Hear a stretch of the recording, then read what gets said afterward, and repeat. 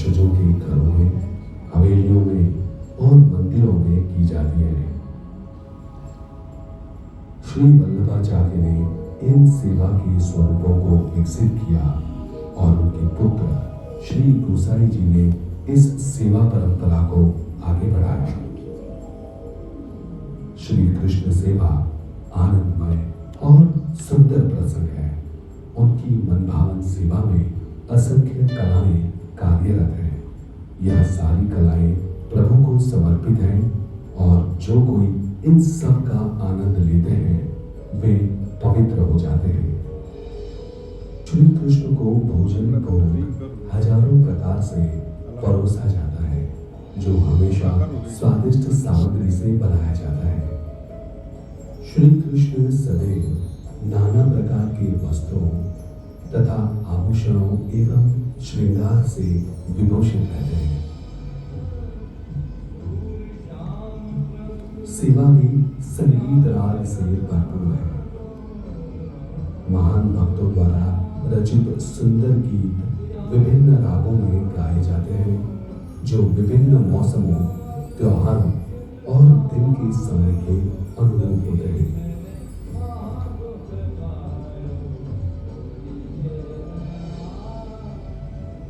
सुबह जल्दी शुरू होने वाले दिन के दौरान 8 अलग अलग समय पर सेवा की जाती है। प्रत्येक काल को एक दर्शन कहा जाता है और प्रत्येक दर्शन का अपना समय, मनोदशा और लीला होती है। यह उसके दैनिक जीवन के अनुसार प्रकट होता है। श्री कृष्ण अपने भक्तों के साथ रहते हैं और वे सुबह उठने से लेकर शाम तक उनके निवृत्त होने तक उनका सम्मान करते हैं।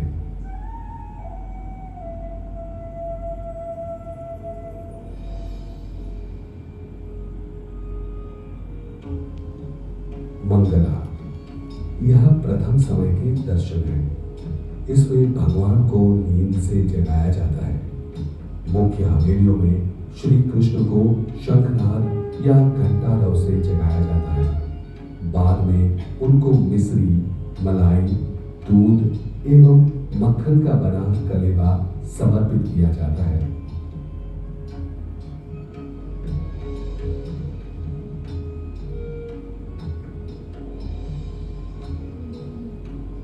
श्रृंगार मंगला के बाद प्रभु को स्नान कराया जाता है और ऋतु अनुसार वस्त्राभूषणों से अलंकृत किया जाता है। यथा ग्रीष्म में महीन, सूती एवं जाड़े में रेशमी वस्त्र पहनाए जाते हैं। श्रृंगार विधि संपन्न होने पर अपने आप को देखने के लिए श्री ठाकुर जी के सामने दर्पण रखा जाता है। सिंहासन पर विराजमान भगवान की दोनों ओर मुलायम तकिए रखे जाते हैं। निज मंदिर को चित्रों एवं पिछवाइयों से सुशोभित किया जाता है। श्री ठाकुर जी की पसंदीदा वस्तुओं की जानकारी और वे सब उन्हें कब समर्पित किया जाए उसका सही ज्ञान ही पुष्टि मार्ग का सही ज्ञान है। इस जरूरी ज्ञान से श्री कृष्ण अपने भक्तों के लिए अविलंब बनते हैं और उनके साथ निजी स्तर पर उनके संबंध जुड़ते हैं।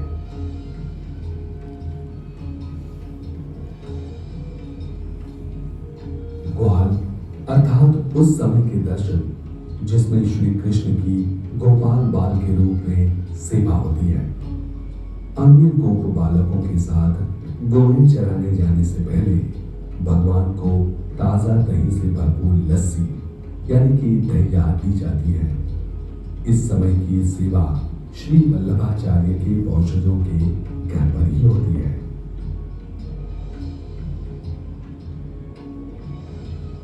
राजभोग मध्याह्न काल में यशोदा माता श्री कृष्ण को भोजन के लिए बुलाती है। यही राजभोग कहलाता है।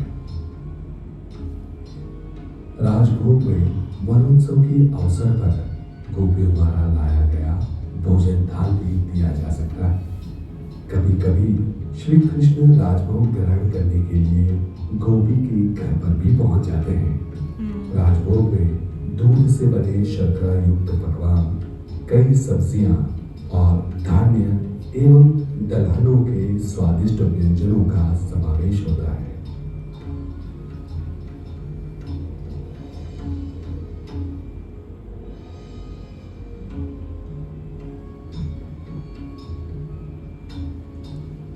उत्थापन।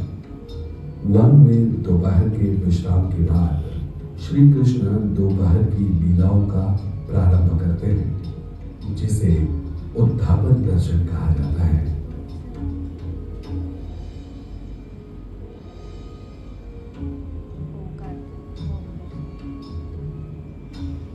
भोग। पुलिंदी नामक बीलनियों ने प्रभु को फल समर्पित किए थे। बाद में भगवान गायों को घर की ओर लौटाते हुए प्रतीक्षा में निरत अपने भक्तों के दिन भर के विरह को समाप्त करने के लिए घर की ओर प्रयाण करते हैं।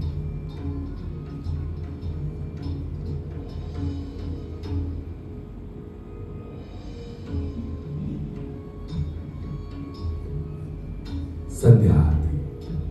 शाम को जब भगवान अपनी गौ को लेकर घर पहुंचते हैं, वह संध्या आरती का समय होता है। गोकुल में प्रविष्ट होते ही भगवान को कई सामग्रियां समर्पित की जाती है और उनकी आरती उतारी जाती है। उनका सानिध्य भक्तों में प्रसन्नता का भाव भर देता है।